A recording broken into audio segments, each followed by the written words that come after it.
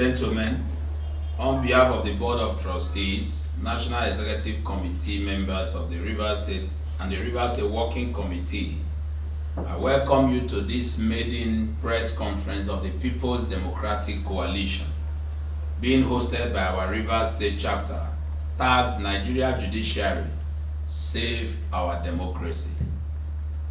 The events of the past month leading to the conduct of the 2023 general elections and the outcry of Nigerians following the outcome, which is widely believed not to reflect the will of the majority of the electorate, is not new to us gathered here this afternoon.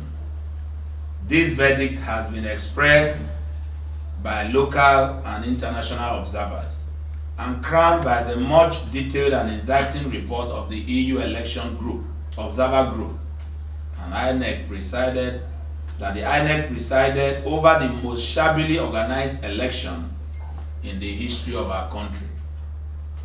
Today, the battle for the redemption of our democracy has moved to the temple of justice. Can Nigeria Judiciary stand up to the occasion and save our democracy? This is the reason we are gathered here today, to urge our judiciary not just to redeem their image, but to save our democracy and write their names in the gold plate of history, to resist all forms of intimidation from every quarter and deliver justice to the people of Nigeria.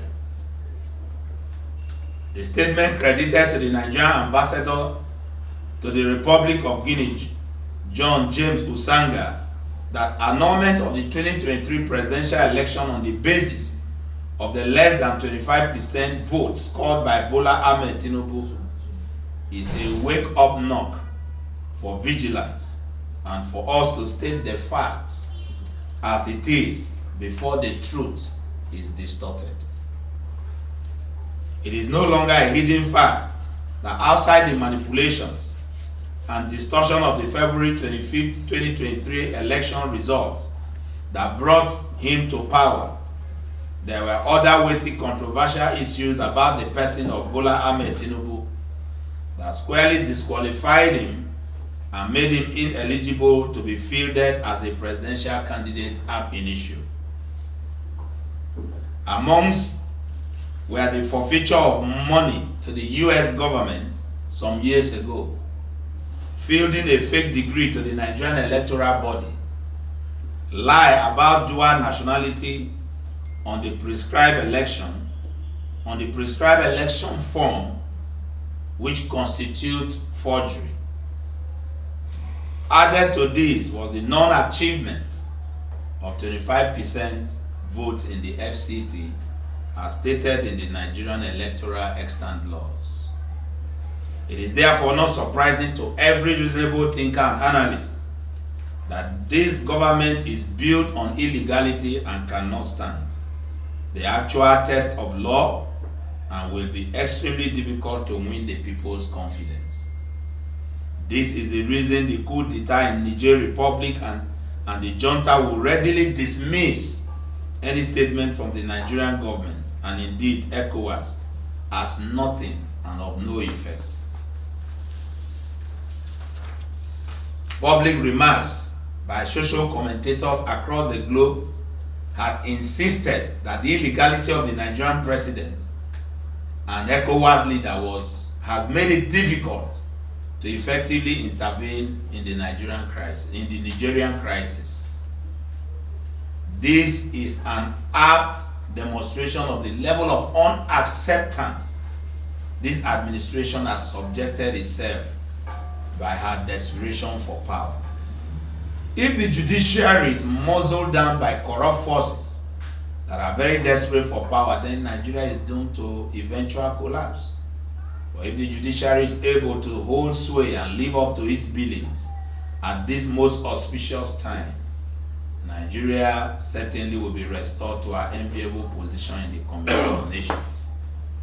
Whichever, the fate of Nigeria now rests on the willingness of Nigerians to press harder for sanctity of our constitution and electoral laws and say no to injustice. Let's take back our country, wake up Nigerian youths, and reject the illegitimate INEC selected president, Bola Ahmed Tinubu must be disqualified. Thank you and God bless you.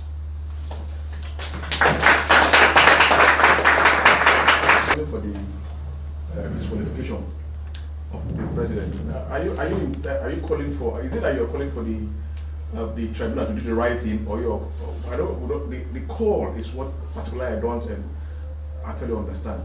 Is it the tribunal, or you're asking, or what basis are you calling for the disqualification of the president?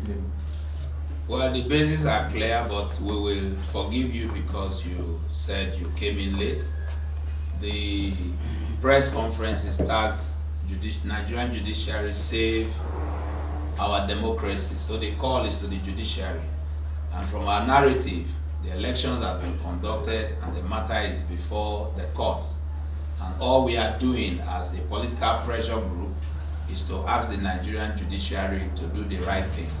Of course, this call became almost very much necessitated based on the statement of the ambassador of Nigeria to Guinea-Bissau, which of course you know the ambassador represents the president and represents the nation. And so we quickly have to respond to the fact that he has said that if the president was disqualified or the election nullified on the basis of not scoring 25%, that the country will be thrown into anarchy. We saw that as an affront on the judiciary and a way to intimidate them. And so it was, and we also saw it as being economical with the truth, because 25% inability to achieve 25% is not the only case or evidence before the tribunal. And so he needed to tell the world every other thing that is before the tribunal that makes the presidency of Bola Ahmed Tinubu an illegal presidency. And so that truth is what we are telling the people, and also calling on the judiciary to stand by whatever evidence is before them and give justice to the people of this country. I want to find out if this group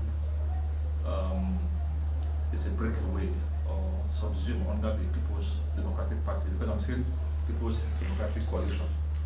That is one.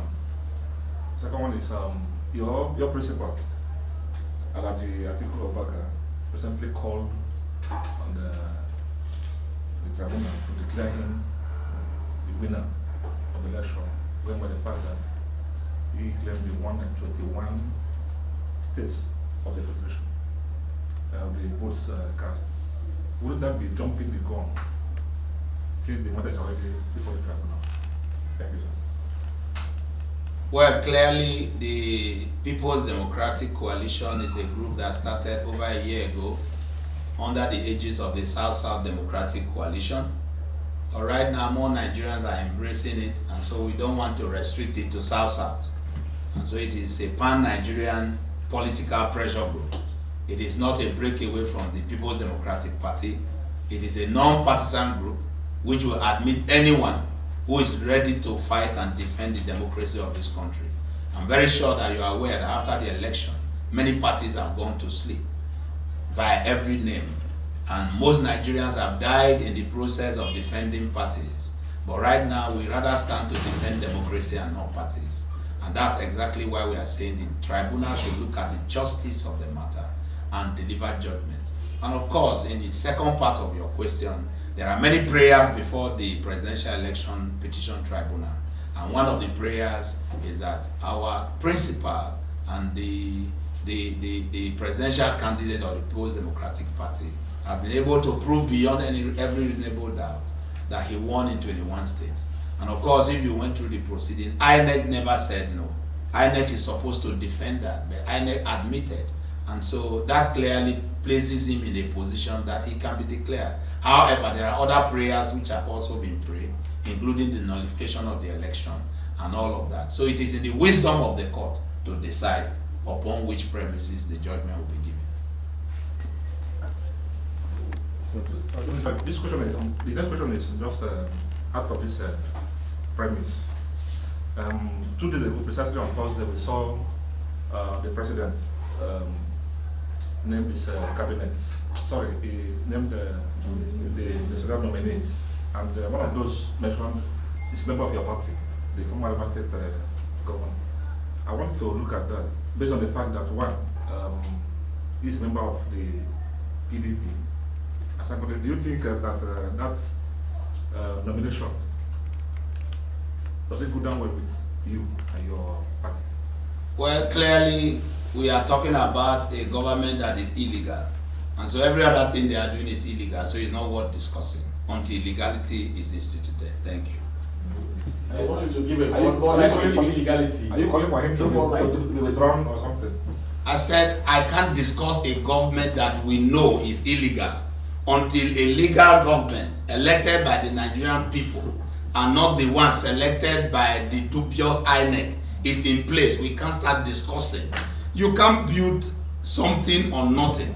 There is presently no foundation, and so whatever they are doing is building castles in the air. When the right thing is done, everything you see now will fade into the